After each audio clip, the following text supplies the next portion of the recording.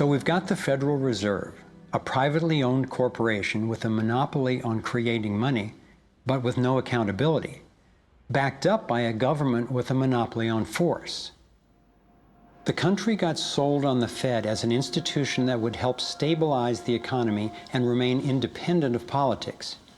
But in fact, in close to a century of existence, the Federal Reserve has done just the opposite. Since they took charge, we've been robbed through inflation, and the purchasing power of the dollar has declined more than 96%. And the wealth gap makes it clear most of the money is going to a very few.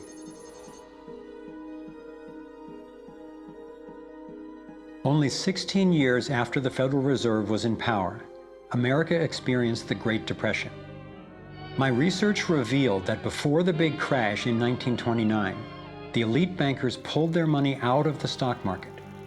After the crash, they used that money to buy up cheap stocks and smaller failing banks for pennies on the dollar. Among the bankers who consolidated their wealth this way were the Rothschilds, Rockefellers, and Morgans. A similar scenario played out in the 2008 financial collapse, with the same bankers benefiting. In the years leading up to the collapse, the biggest banks, including Bank of America, Citigroup, and Chase, controlled by the Rothschilds, Rockefellers, and Morgans, were bundling and trading bad loans that they knew would eventually fail. It's like putting rotten oranges in a box and selling them as grade AAA. The bundlers of the debt knew it was only a matter of time before someone would open that box and see that the content was worthless, since they were the ones who packed the boxes in the first place. When the rotten oranges, what we hear about as unsound loans, derivatives, and credit default swaps, were finally discovered, everyone was impacted. People lost their homes, their jobs, their businesses, and their retirements. Meanwhile, the biggest banks who created the problem in the first place were the ones who got bailed out. Why's that? Why would the Federal Reserve give trillions to the banks, even though the majority of Americans were against bailing them out? And why not help those most in need rather than the perpetrators of the financial collapse? My research led me to believe that the same people who created the Federal Reserve, the Rothschilds, the Rockefellers, and the Morgans, still control it, and they use this scheme to bail themselves out at our expense. Many of the banks created are still the most powerful lobby on Capitol Hill, and they, frankly, own the place. I'm convinced that the near collapse of the economy in 2008 resulted from an orchestrated pump and dump scheme designed and executed by the big bankers to consolidate wealth and power. David Icke explains how he sees the Federal Reserve rigging the so-called business cycles. Stage one, it's like throwing a fishing line out.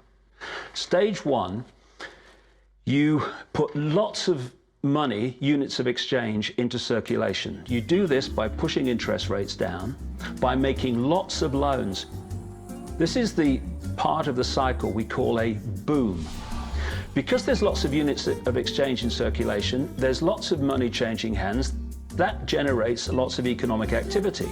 That generates jobs. And as more and more money is spent, there's more demand. So companies take out more loans of fresh air money to increase their production. People get confident in their everyday lives. Hey, you know, I work for this company, they've got lots of orders, it's really going great, my job's safe, I tell you what, we can have a bigger house. Then they start to change it. What they do is they pull the fishing line in.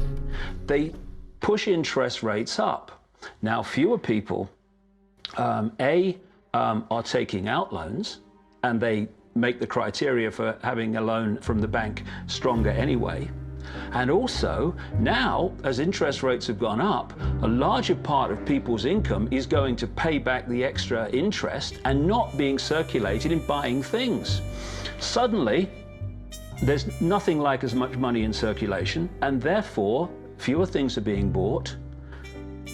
Companies start to go down in terms of their profits. They start to shed jobs. and they start to go out of business. People lose their jobs, they can't pay the mortgage anymore of the big house they took out in the good times. Now what the banks are doing is starting to reel the fishing line in, because as they go bankrupt, companies and individuals, the banks get the real wealth, the property, the land, the resources that they had signed to them for lending merely figures on a screen. Now this economic cycle of fishing line out, fishing line back, lots of units in circulation, pull them in, has been going on for centuries. And what it's done, it's stolen and accumulated the real wealth of the world in the hands of the few.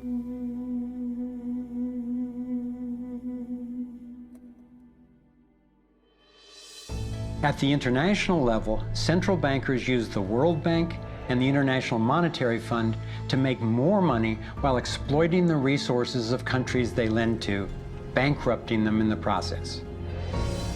The central bank of central banks is the Rothschild-created Bank for International Settlements. The elite are positioning themselves to control access to virtually everything we need to survive. No matter where you go in the world, the money is controlled by the banking system. They decide if people eat or if they don't eat. Who's a billionaire and who lives on less than $1 a day? He who controls the money controls the world, and a very few control the money.